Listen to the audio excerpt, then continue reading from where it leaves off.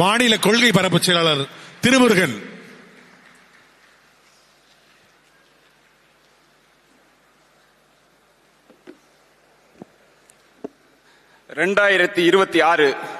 படைப்போம் புதிய அரசியல் வரலாறு.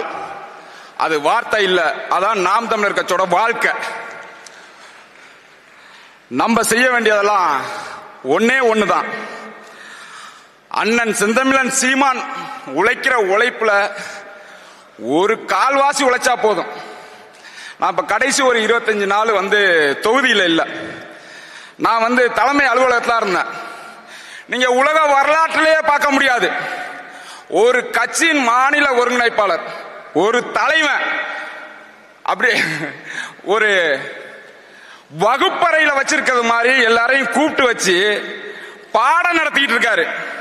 நம்ம ஆட்சி வரைவு திட்டம் எப்படி இருக்கணும், எப்படி எழுதணும், எப்படி செயல்படுத்தணும், அதை மக்கள்கிட்ட கொண்டு போய் எப்படி சேர்க்கணும் அப்படிங்கிறத எந்த அரசியல் தலைவனுக்கும் அந்த எண்ணமும் இல்ல, செயலும் இல்ல.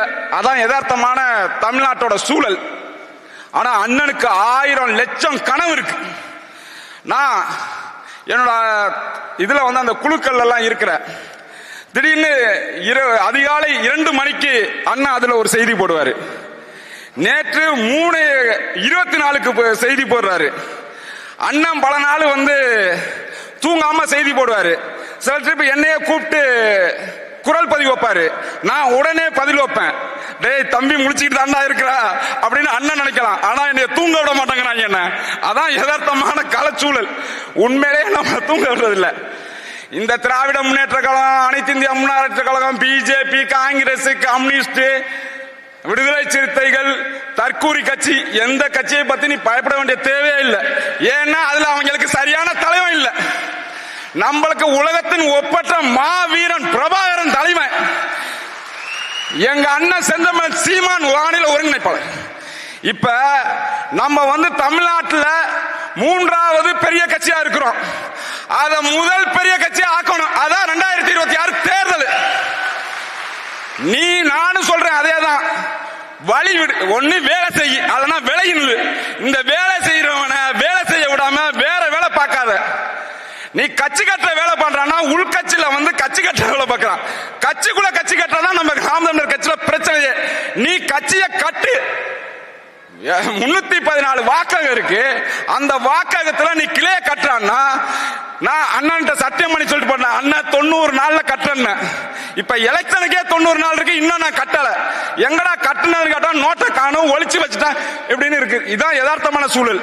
நான் இப்ப சொல்றேன், 30 நாள் போதும், நம்ம வென்றலாம்.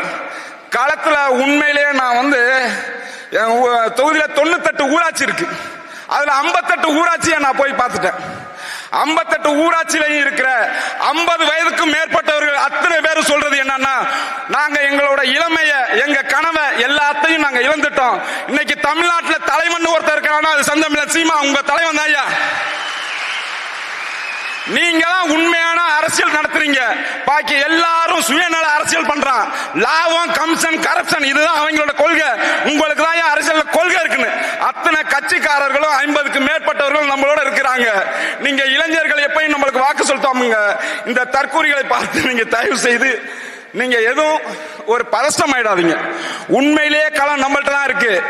நீங்க நம்ம உறுதியா நம்ம செயல்பட்டோம்னா 2026 படைப்போம் புதிய அரசியல் வரலாறு. அண்ணன் செந்தமிழன் சீமானை அரியணையில் ஏற்றுவோம். அதுவே நம்மளோட முதல் நோக்கம். அதனால நம்ம எல்லாரும் ஒன்று திரண்டு வெற்றி வாகை சூடுவோம். நன்றி, வணக்கம். நாம் தமிழர்.